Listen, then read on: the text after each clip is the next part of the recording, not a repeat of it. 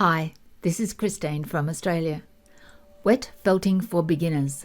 Let's get stuck straight in. We're going to use this wool top, and first of all we're going to loosen it up by giving it a little bit of a pull, and we're waking up the fibres. This colour, I know, it's kind of hideous, isn't it? But also intriguing. But wait and see what it looks like in the end. First of all though, I'm going to part the fibres, show you how beautifully, easily they part once we've loosened them up a bit, and probably only use half of that at a time.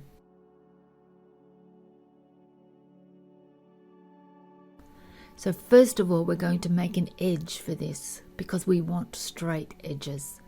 It's very easy to make a piece of felt, but today we're going to be looking at making a piece of felt that stays the same shape as it started off and looks beautiful. And I'm deliberately using this stripe so that you'll be able to see which side is which, because I'm going to go in one direction on one side and the other direction on the other side. Now, I make lots of mistakes. I always say that I make mistakes so you don't have to. So here's my first mistake. I really only needed to make that edge about half the width that I have made it. But regardless of that, the process is still right. I'm overlapping each bit of wool over the previous one. And I'm going around the whole circumference. And then just where I think I haven't done it quite right or they're not straight, I do it again. And all the way along, I'm going to be tidying up my edges to try to keep them straight, get them straight. So we pull out the staple, that's what it's called a staple of wool. Hold it firmly in my non-dominant hand and I just gently pull it out. Now, as we go along this side, you're going to see that I get a little bit better at it. So that really wasn't better, that was bad, that bit. So let's try again. That one is much better. Can you see? It's flush with the edge and it's slightly overlapping the one before it. And then every now and then you'll pick up a bit of the edge with the wool that's in your hand. Never mind, it will happen. I'm going to go right down this side. And by the way, this is the template I'm using underneath. It's just a piece of black paper and it is A3 size. It is under some IKEA shelving plastic, which is fairly substantial. It's not the light bubble wrap, but it has bubbles. When we get to the second row, we overlap the one underneath. So see how the bottom of each staple is quite wispy? Obviously, if you didn't overlap it, when you picked up your felt, it would have holes in it everywhere. We're only going to do 2 layers. 1 layer in this direction and 1 layer perpendicular to that going across. I've sped it up so you don't get bored to bits, but it is useful, I think, to see just how long it takes to do something. Now there I am looking for where I can see that there might be some holes. Holes meaning it's not thick enough in particular places. This view is from below the table, so you can see the height of the wool. It looks really thick and fluffy, but a lot of that is because as we pull it out, we're pulling air into it.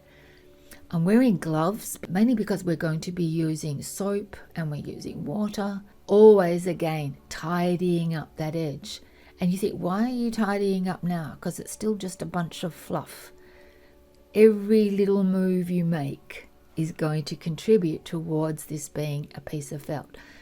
Now, I'm not being fancy here. I'm trying to show how light your touch needs to be. So it's a little bit like playing the piano, but playing the piano on a baby's back. And little tiny baby pats. I'm hoping that you can see from that angle that there's a lot of air underneath my hands. I'm not slamming my hand down on this. And notice I haven't put any water on this.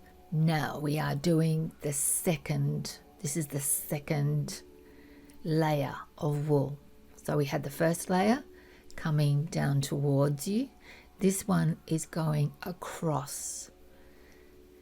When you look at it from this angle, I think it is a little clearer that the top of the staple of wool is kind of flat and the bottom wisps off where I have pulled it away. Now, can you imagine if I'd had the whole lot of that wool and did it all in once? It would just come out as a big lump. You do get a lot better at it as you go along, most definitely. That looks like it's really fast. I've never done anything that fast in my life. I did this really slowly and then just sped up the film because I wanted to try to do it carefully. I am also paying particular attention to the edge of the piece. I want that edge to be strong. I don't want it to tear away. I want the edge to be able to hold its shape, patting just a little bit harder. And look, from that patting, I'm already able to pick that up as one piece without it falling apart. You could not have done that in the beginning, but already from, I think we might call this dry felting, and see, I can pick it up and turn it over again, and it has all stayed together. I'm making a little slurry here of soapy water using my best olive oil soap. Even though I am wearing gloves, olive oil soap is much better for your hands. It's natural, it's easy to use, and I'm just dribbling that on. You can see I'm not wetting the whole thing because the water will go through to the plastic and create a little bath, and that's what we'll use. I've got some olive oil soap there and I have started to wet it down. Now you see I wasn't very thorough there because it's so easy to get far too much water into the work. Now I'm putting an old piece of curtain net, and when I say an old piece of curtain net, I really mean it. This piece of curtain net has to be 30 or 40 years old. It was used by my mum, and being that old curtain net, it is indestructible. And it's really, really useful. It's nice and light, and I'm wetting down that piece of olive oil soap. Gives you much more control over not having too much soap. We do not want a lot of soap. How hot was the water? The water for me was room temperature, and the room at that time would have been about 23 degrees Celsius. So really just not cold. That's all. I don't believe in using hot water right at the beginning. If you use hot water at the beginning, the wool will felt immediately, especially the top layer and not underneath.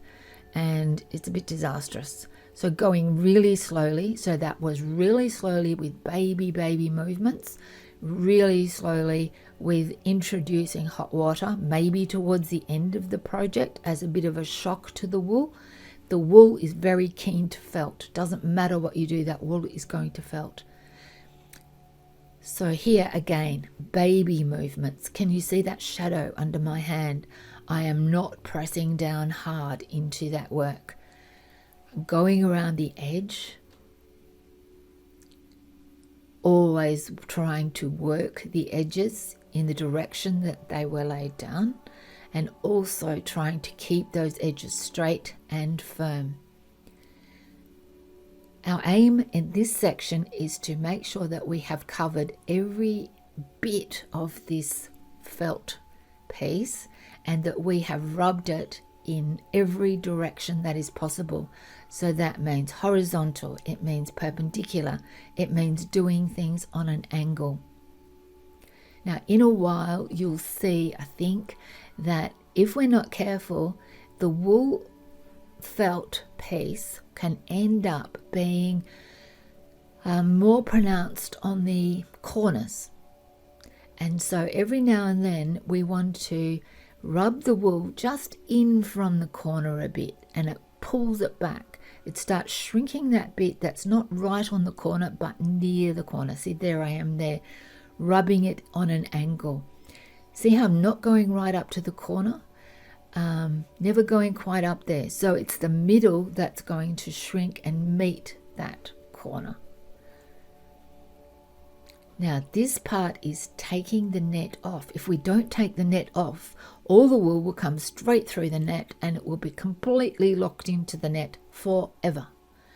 So as soon as you see any indication of the wool attaching to the net, you are going to take it off and you're going to take the net off just like this, starting from the corner, and you are going to peel it back one tiny bit at a time. Really take care. See what happens if I don't take care? The wool starts to come with the net. We don't want that to happen. It is well worth spending time to take the net off very gently rather than just picking up one end and peeling it off quickly. Don't do that. Half the wool will come with it. So this wool is starting to have a relationship with itself, but it's not cemented that relationship yet. You could actually pick all those pieces of wool up if you wanted to, but let's not want to. In this video, I haven't skipped any steps, and I haven't led you to believe that any part is that easy.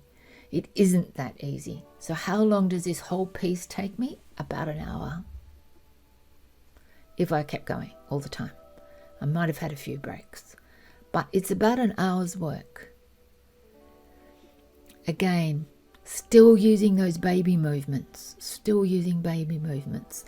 I'm trying to show there that there's too much soap. That scooping movement wasn't a dance move. It was me trying to show you there's too much soap in there and there's too much water in there. And the wool fibers are just sliding past each other. That's what I was trying to show there. They're sliding past each other. We don't want them to slide past each other. So I've got a whole lot of my old tea towels and tried to soak up that soapy water. It's still pretty wet, very wet. And we move it over again. You can see that instead of it being the same size as the template underneath, it's now kind of bigger than the template underneath. It's having a little bit of a spread there. And on this side, you can see that difference, which isn't all that great, the difference between the edge that is running around the circumference and all of the rows on that side, which are running perpendicular to the edge. I'm not sure if that's my favorite look or if there's something wonderful I could use that for. I'm sure if I think it through carefully enough, there is. Folding back the edge so that it meets the size of the template.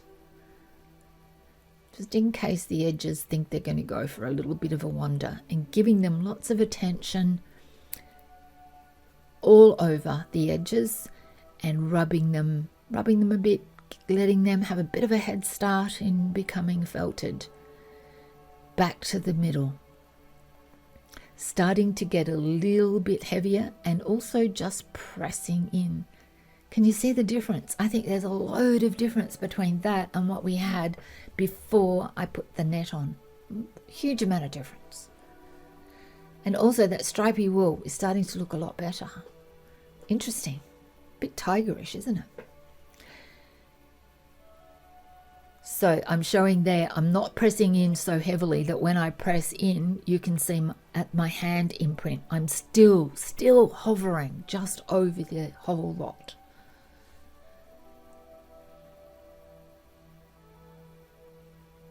This is also, I think, about 200% speed.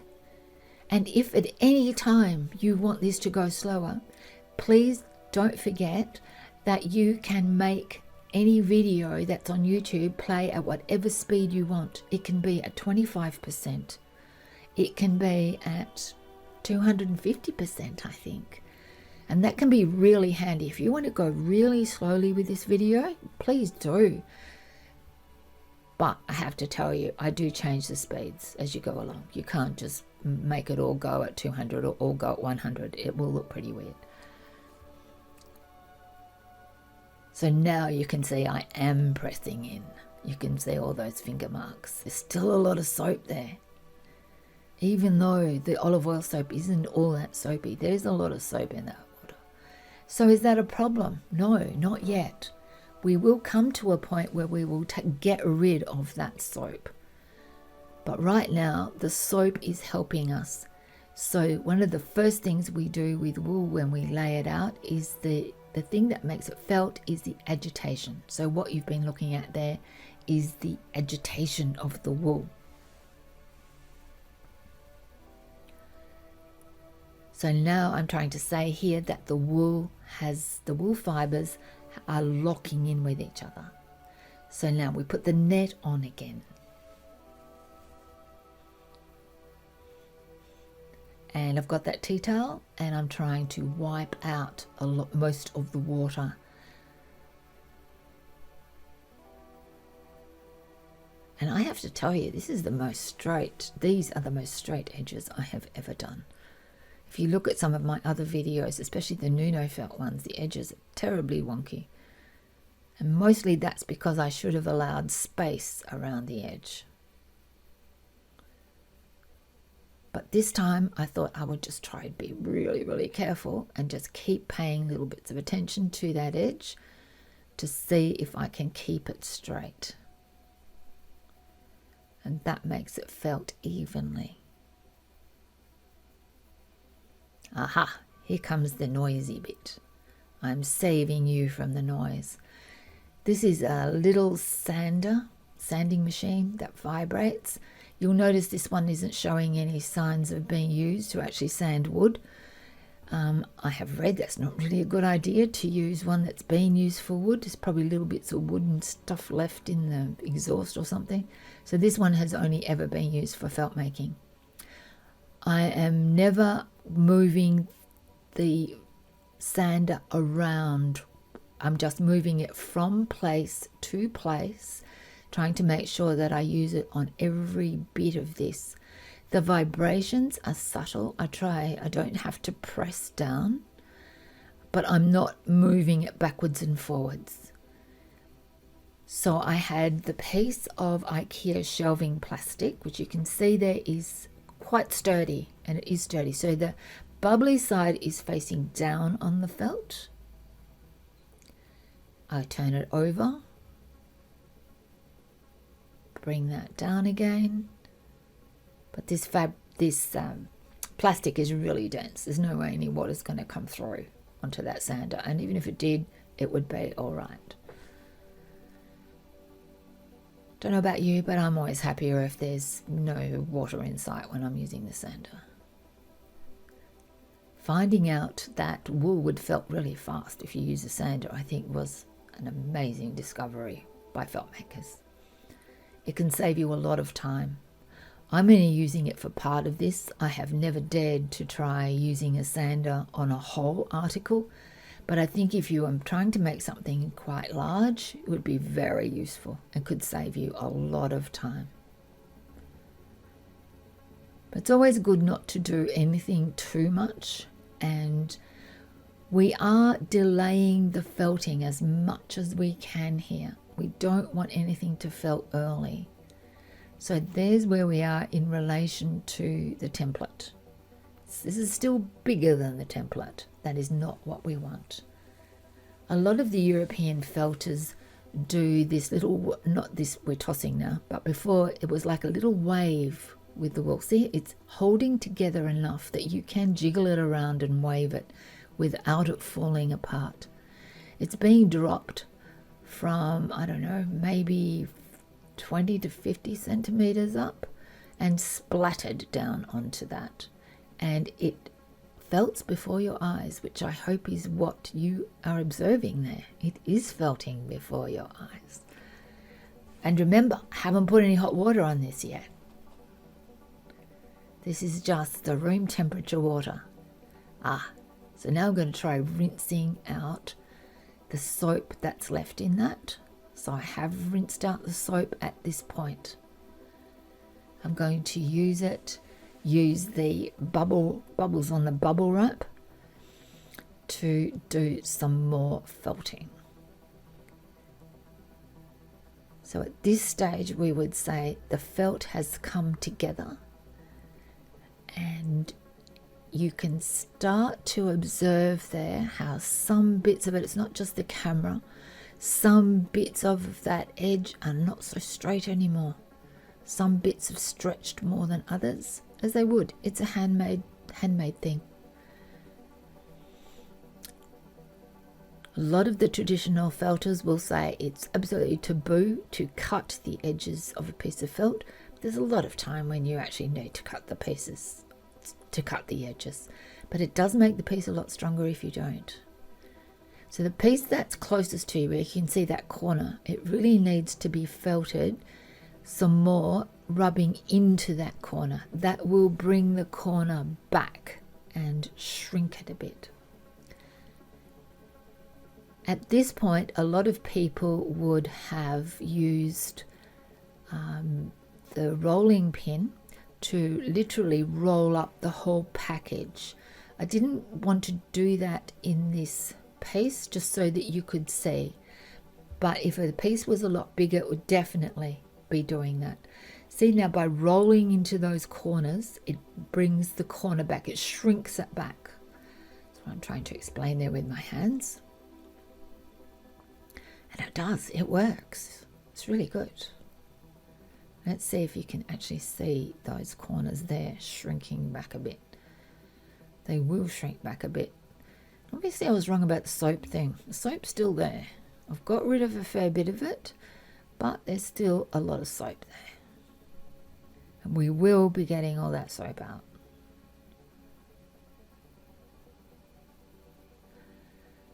Now, the process here is that you will do lots of rolling of the whole piece, and you will go in every direction. So that's across, perpendicular to that, and then corner to corner, corner to corner. Now wrapping this up, because that's how small this piece is. I didn't tell you how small it was, did I? Yes, I did. It's an A3 size. So now I am going to get a rolling pin. I could also use bubble wrap for this, but it's only 2 layers of felt, because at this point I didn't want it to be particularly thick or heavy. I was hoping to have only 2 layers.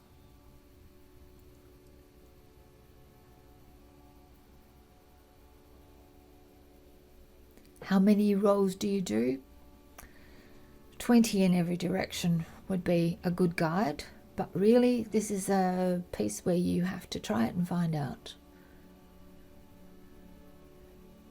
Lots more dropping and splatting, dropping and splatting, dropping and splatting, dropping and splatting. Still haven't heated it up. It still had some water in it.